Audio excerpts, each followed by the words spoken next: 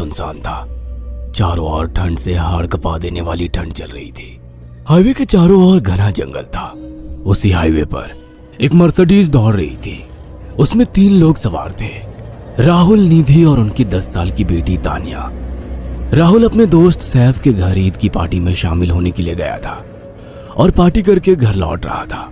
निधि ने मुस्कुराकर ड्राइव करते हुए राहुल से कहा, कुछ भी कहो राहुल, आज तो ईद की पार्टी में मजा आ गया।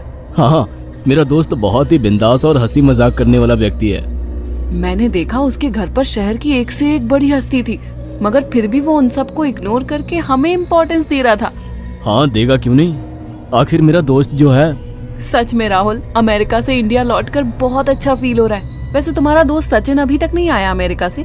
निधि की बात सुनकर राहुल चौंक कर बोला, ओह शिट यार, उसका फोन आया था कि वो इंडिया आ रहा है। उसने बोला था कि मुझे एयरपोर्ट पर पिक कर ले।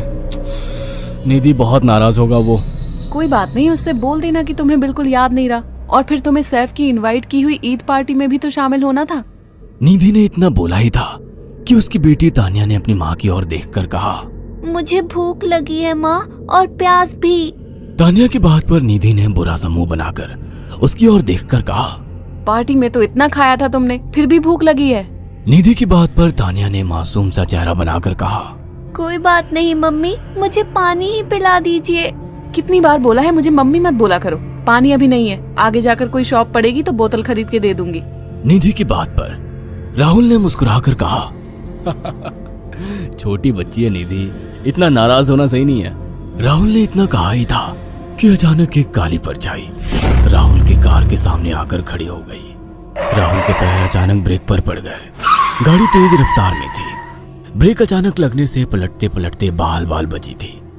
राहुल के चेहरे पर भयानक ठंडी में भी पसीने की बूंद टपकने लगी। वो दोनों कार से बाहर निकल आए। निधि ने डरते हुए कहा, आखिर कौन था ये? ऐसा लगा जैसे कि कोई भयानक काली परछाई मेरे कार के सामने आकर खड़ी हो गई हो। वो दोनों काली रात के सन्नाटे में इधर उधर देखने लगे। तभी निधि को एक घने पेड़ के पास दो चमकीली हुई आंखें दिखाई दी। उसकी आंखें बिल्कुल भेड़ियों की तरह लग रही थी। निधि ने चीखते हुए राहुल से कहा, राहुल देखो कौन है वो, जल्दी से गाड़ी में बैठो, मुझे बहुत डर लग रहा है। राहुल ने उस तरफ देखा तो उसके रोंगटे खड़े हो गए। वो दोनों गाड़ी के अंदर बैठने ही वाले थे कि अचानक एक अजीब सा चेहरा वाला भयानक सा आदमी बिजली की रफ्तार से उनके सामने आकर खड़ा हो गया। राहुल ने देखा कि उसका चेहरा बिल्कुल सड़ा हुआ था और उसकी आंखें भेड़िए की तरह चमक रही थी। उसके लंबे लंबे बाल उसके कंधे तक आ रहे थे और उसके दांत भेड़िए की तरह बाहर की ओर निकल रहे थे। हाथों की